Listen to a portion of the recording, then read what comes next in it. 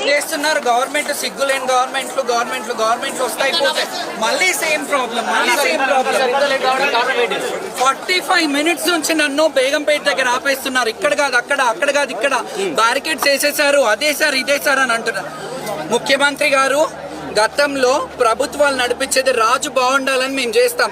మేము ఒక జోగిని, ఒక అమ్మవారి మీద కళ్యాణం చేసుకొని వచ్చేవాళ్ళము.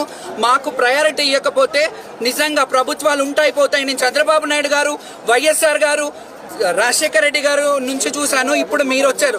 వస్తున్నాయి పోతుంటాయి కానీ మేము మాత్రం శాశ్వతం. అంటే మా ఊపిరి ఉన్నంత వరకు, మేము శాశ్వతం అనట్లేదు కానీ మా ఊపిరి ఉన్నంత వరకు ఈ సేవ, ఈ అమ్మవారిని ఇలా అలంకరించుకొని ఈ రోజుకి 32 ఏళ్ళు నేను అమ్మవారిని కళ్యాణం చేసుకుని, కళ్యాణం అయిపోయింది, నేను ఇక్కడికి వచ్చా. ఏంటండి మీరు చేస్తున్నది?